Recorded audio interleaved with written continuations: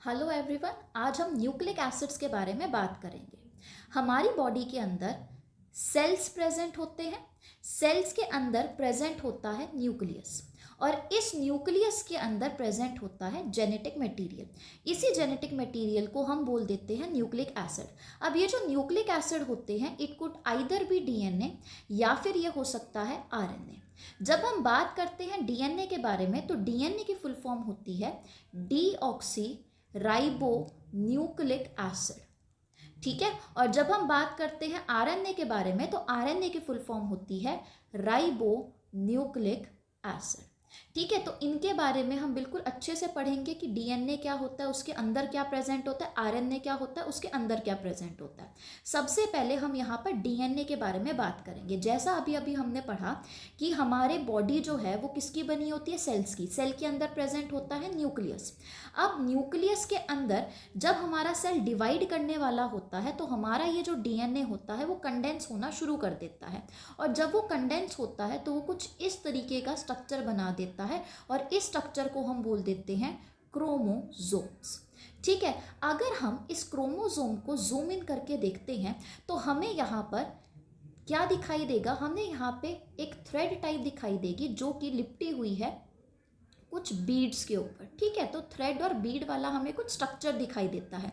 तो ये वाला जो स्ट्रक्चर होता है इसको हम बोल देते हैं क्रोमैटिन। यानी कि हम क्या बोल सकते हैं कि हमारा जो क्रोमोसोम है वो किसका बना हुआ होगा, क्रोमैटिन का बना हुआ होगा। फिर अगर मैं इस क्रोमैटिन को थोड़ा सा जूम इन करके देखूं तो मुझे वहां पे कुछ ऐसे ऑक्टामर वाले स्ट्रक्चर देखने को मिलते हैं।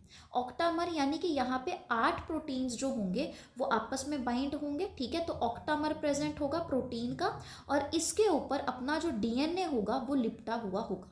ठीक है। तो ये जो हमें स्ट्रक्चर दिखाई दे रहा है कि हमारे पास प्रोटीन का ऑक्टामर है और उसके ऊपर डीएनए जो है वो पूरा का पूरा लिपटा हुआ है, उस स्ट्रक्चर को हम बोल देते हैं न्यूक्लियोसोम। ठीक है। तो अभी तक देखो हमने क्या बोला, क्रोमोसोम्स बने होते हैं क्रोमैटिन के, क्रोमैटिन बना हुआ होता है न्यूक्लियोसोम। और ये जो हमने क्रोमैटिन वाला स्ट्रक्चर बनाना, ये जो थ्रेड की हम बात कर रहे हैं वो थ्रेड है डीएनए, राइट। और यहाँ पे ये जो हम बीड्स वाले स्ट्रक्चर के बारे में बात करें वो है प्रोटीन। ठीक है। तो क्रोमोसोम बने हैं क्रोमैटिन के, क्रोमैटिन बना हुआ है न्यूक्लियोसोम का। अब अगर हम देखें, अब देखो न्यूक्लियोसोम के अंदर अभी हमने प्रोटीन नहीं पढ़ने, अभी हम सिर्फ और सिर्फ किसके बारे में बात करेंगे, डीएनए के बारे में बात करेंगे। तो डीएनए की फुल फॉर्म क्या होती है, डीऑक्सी राइबो न्यूक्लिक एसिड होती है। अब ये जो डीएनए होते हैं वो किसके बने हुए होते हैं, तो याद रखना जो डीएनए है वो एक बायोपॉलीमर होता है। बेसिकली क्या है, एक पॉलीमर है। पॉलीमर का मतलब क्या हुआ, पॉली मतलब बहुत सारे। तो पॉलीमर किसके बने हुए होंगे, बहुत सारे छोटे छोटे मोनोमर्स के बने हुए होंगे। तो डीएनए जो है वो किसका पॉलीमर होता है, वो पॉलीमर होता है न्यूक्लियोटाइड का। ठीक है। तो क्रोमोसोम बने होंगे क्रोमैटिन के, क्रोमैटिन बना होगा न्यूक्लियोसोम का। न्यूक्लियोसोम के अंदर 2 चीज़ें हैं, प्रोटीन है, डीएनए है। और ये जो प्रोटीन होगा उसके बारे में बात नहीं करेंगे, डीएनए के बारे में पहले बात करेंगे। और ये जो डीएनए होता है वो किसका पॉलीमर होता है, न्यूक्लियोटाइड का पॉलीमर होता है। ठीक है। अब यहाँ पे जो हम न्यूक्लियोटाइड के बारे में बात कर रहे हैं, न्यूक्लियोटाइड के अंदर 2 स्ट्रक्चर्स प्रेजेंट होते हैं। एक तो हम बात कर देते हैं न्यूक्लियोसाइड के बारे में और एक हम बात करते हैं फॉस्फेट ग्रुप के बारे में। ठीक है। जब हम यहाँ पे बोल रहे हैं न्यूक्लियोसाइड, तो न्यूक्लियोसाइड जो होता है इसके अंदर भी हमारे पास 2 स्ट्रक्चर प्रेजेंट होते हैं। यहाँ पर प्रेजेंट होगा एक तो नाइट्रोजिनस बेसिस, ठीक है। और यहाँ पर प्रेजेंट होगा पेंटोस शुगर। ठीक है। तो न्यूक्लियोसाइड किसका बना है, सॉरी न्यूक्लियोटाइड किसका बना है, न्यूक्लियोसाइड का बना है और फॉस्फेट ग्रुप का बना है। ये जो फॉस्फेट ग्रुप है वो क्या होता है, PO4 नेगेटिव वाला ग्रुप। और इसी की वजह से हमारा जो डीएनए होता है वो नेगेटिवली चार्ज्ड होता है। ठीक है। जब हम न्यूक्लियोसाइड के बारे में बात करते हैं तो हमने बोला न्यूक्लियोसाइड बना होता है नाइट्रोजनस बेस का और साथ में पेंटोस शुगर का।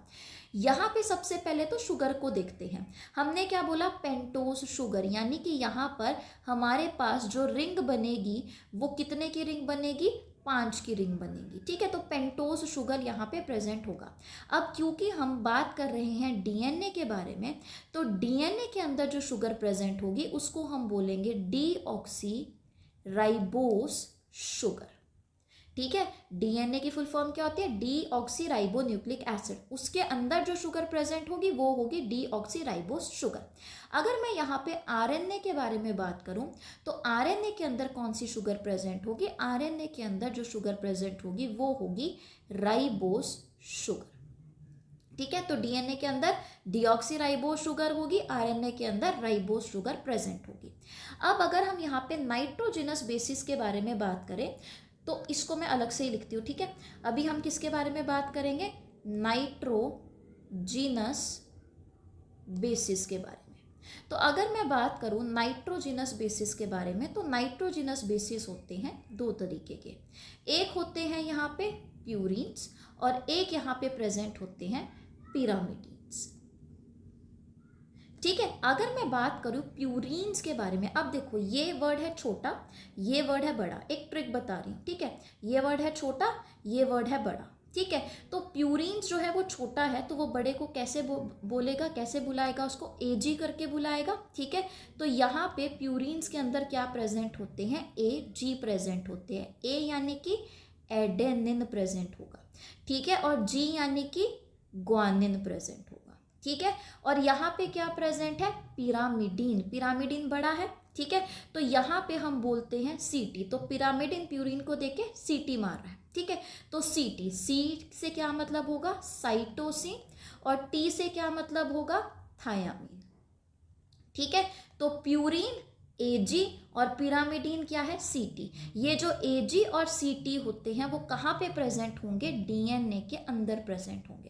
अगर हम यहाँ पे आरएनए के बारे में बात करें तो देखो आरएनए के अंदर प्यूरिन्स एजी ही होंगे, लेकिन आरएनए के अंदर पिरामिडीन में ये जो थायामीन होता है वो प्रेजेंट नहीं होता है। थायामीन सिर्फ कहाँ पे प्रेजेंट होगा?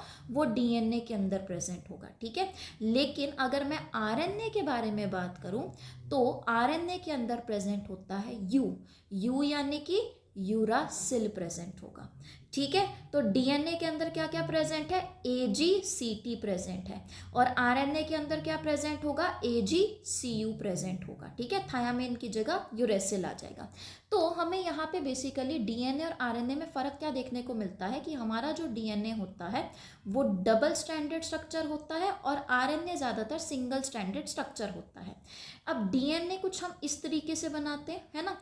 तो ये जो अपने पास डीएनए है, इसकी ये जो हमने बैकबोन बनाई है, ये बैकबोन बनी हुई होती है फॉस्फेट ग्रुप, जो हमने अभी अभी पढ़ा। ठीक है, फॉस्फेट ग्रुप की बनी हुई होगी ये, और साथ में पेंटोज शुगर की बनी हुई होगी। और अगर हम यहाँ पे देखिए जो बीच में लाइंस लगी हुई होती हैं, ये लाइंस किसकी बनी हुई होती हैं? ये लाइंस बनी हुई होती हैं नाइट्रोजिनस बेसिस की। अब यहाँ पे आप ध्यान से देख ही पा रहे होंगे कि यहाँ पे जो दो स्टैंड्स हैं वो आपस में मिली हुई हैं, तो यानी कि यहाँ पे जो प्यूरिन्स और पिरामिडिन्स होंगे यहाँ पे उनके बीच में हमें बॉन्डिंग देखने को मिलेगी। तो ये जो अपने पास याद रखना कि डीएनए के अंदर जो प्यूरिन है वो पिरामिडिन के साथ ही बॉन्डिंग करते हैं। ठीक है, जैसे हमने यहाँ पे पढ़ा कि प्यूरिन के अंदर होते हैं एजी और पिरामिडिन के अंदर प्रेजेंट होते हैं सीटी। ठीक है, तो यहाँ पे इसको मैं ऐसे लिख देती हूँ, यहाँ पे प्रेजेंट होगा टी और सी। ठीक है, अब यहाँ पे याद रखना कि एडेनिन और थाइमिन के बीच में हमेशा बॉन्डिंग बनेगी और ग्वानिन और साइटोसिन के बीच में हमेशा बॉन्डिंग बनेगी। एडेनिन और थाइमिन के बीच में हमेशा डबल बॉन्ड एग्जिस्ट करेगा और ग्वानिन और साइटोसिन के बीच में हमेशा ट्रिपल बॉन्डिंग ही एग्जिस्ट करेगी। ठीक है, तो ये चीज़ याद रखना, ए हमेशा टी के साथ बॉन्ड बना रहा है और जी हमेशा सी के साथ बॉन्ड बना रहा है। डबल बॉन्ड आएगा यहाँ पे और यहाँ पे आ जाएगा सिंगल बॉन्ड। ठीक है, ये तो हो गया हमारे डीएनए के बारे में। अब यहाँ पे ना हम थोड़ी सी बात कर लेते हैं आरएनए के बारे में। जो आरएनए होते हैं यानी कि राइबो न्यूक्लिक एसिड जो होते हैं वो हमारी बॉडी के अंदर 3 टाइप के प्रेजेंट होते हैं। ठीक है, कौन कौन से प्रेजेंट होते हैं? एक तो इसमें प्रेजेंट होगा rRNA, एक प्रेजेंट होगा mRNA और एक यहाँ पे प्रेजेंट होगा tRNA। rRNA का क्या मतलब होगा? Ribosomal RNA. ठीक है, mRNA होता है मैसेंजर आरएनए। ठीक है, और टीआरएनए क्या होगा, ट्रांसफर आरएनए होगा। ठीक है, तो बिल्कुल मैं बिल्कुल ऊपर ऊपर से बताऊंगी कि आरएनए क्या होगा। ठीक है, कि आरआरएनए कहाँ पे यूज़ किया जाता है, एमआरएनए कहाँ पे यूज़ किया जाता है, और टीआरएनए कहाँ पे यूज़ किया जाता है। अब देखो, हमें क्या पता है कि जितनी भी इंफॉर्मेशन है हमारी बॉडी के अंदर, वो सारी की सारी इंफॉर्मेशन हमारे डीएनए के अंदर प्रेजेंट होती है। लेकिन क्या डीएनए अपने आप को एक्सप्रेस करवा पाता है? नहीं करवा पाता है।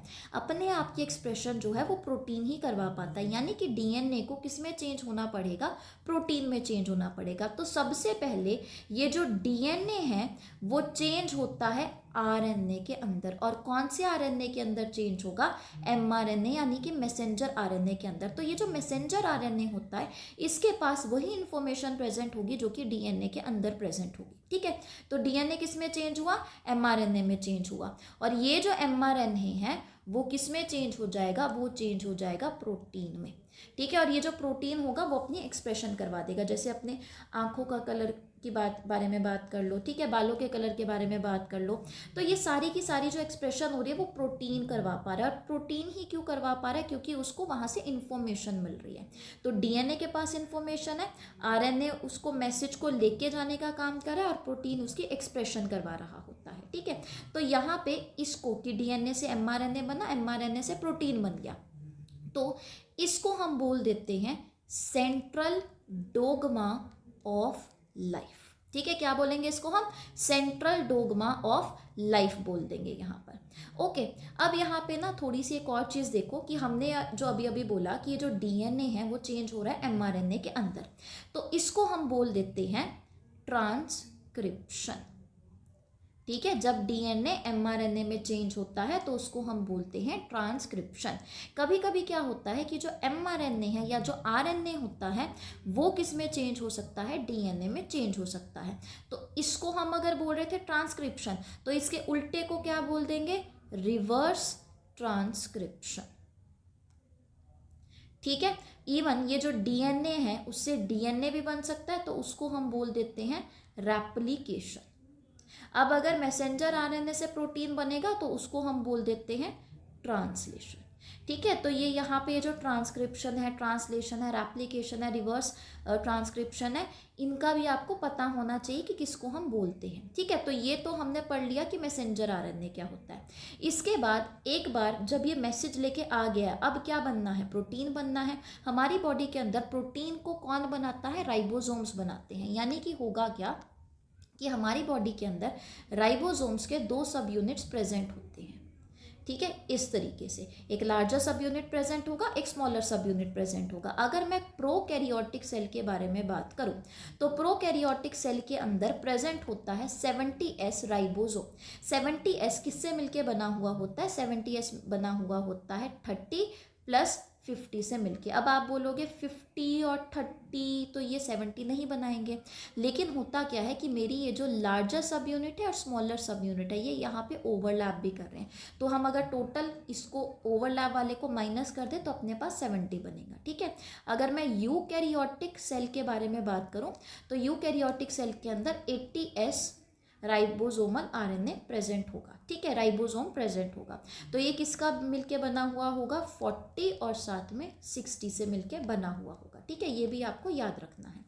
इसके अलावा हमने क्या बोला कि ये क्या है? राइबोसोमल आरएनए है, जो कि क्या बनाएगा? प्रोटीन बनाएगा। तो जो मैसेंजर आरएनए होता है वो इसके अंदर जाएगा।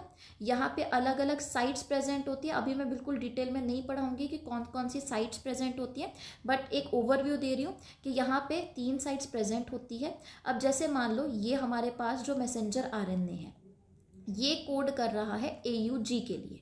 ठीक है, तो यहाँ पे अलग अलग कोडोन्स प्रेजेंट होते हैं जो कि अलग अलग अमाइनो एसिड को कोड कर रहे होंगे। अब अमाइनो एसिड कहाँ से आ गए? हमारे जो प्रोटीन होते हैं वो अमाइनो एसिड से ही बने हुए होते हैं। ठीक है, जैसे अगर मान लो मेरे पास है AUG, तो AUG जो होता है वो मिथेनिन के लिए ही कोड कर रहा होता है।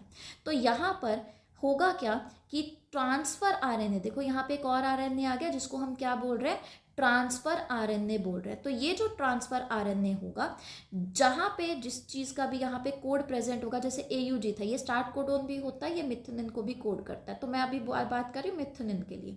तो मिथनिन को कोड करे तो ट्रांसफर आरएनए जाएगा, ठीक है, मिथनिन को लेके आएगा और यहाँ पे आके बाइंड करवा देगा। तो ये मान लो हो गया अपना मिथनिन वाला। अब यहाँ पे आ गया मान लो कोई और दूसरा कोडोन। अब ये ट्रांसफर आरएनए जाएगा और किसको लेके आएगा, वो अब किसी और अमाइनो एसिड को लेके आएगा और फिर उसके बाद यहाँ पे उसकी चेन बन जाएगी। तो इसी तरीके से अमाइनो एसिड की चेन बनना शुरू हो जाएगी और उसी से बन जाएगा हमारा प्रोटीन। ठीक है, आई होप आपको एक ओवरव्यू मिल गया कि जो हमारी बॉडी के अंदर आरएनए प्रेजेंट होते हैं वो उनका काम क्या होता है, उनके फंक्शन क्या होते हैं। हमने क्या बोला, हमने बोला 3 टाइप के आरएनए प्रेजेंट होते हैं। एक प्रेजेंट होगा आरआरएनए, एक प्रेजेंट होगा एमआरएनए, एक प्रेजेंट होगा ट्रांसफर आरएनए। हमारी बॉडी में जो डीएनए होता है वो एमआरएनए में चेंज हो जाएगा, फिर ये जो एमआरएनए है वो राइबोसोमल आरएनए के अंदर जाएगा, फिर उसके बाद ट्रांसफर आरएनए अमाइनो एसिड को पकड़ पकड़ के लेके आएगा और फिर उससे क्या बन जाएगा, हमारे पास प्रोटीन बन जाएगा। ठीक है, तो यहाँ पे हमने एक तरीके से न्यूक्लिक एसिड की पूरी रिवीजन कर ली है। आई होप आपको ये लेक्चर समझ में आया हुआ होगा। अगर कोई भी डाउट है आप कमेंट सेक्शन में लिख सकते हैं। Thank you so much.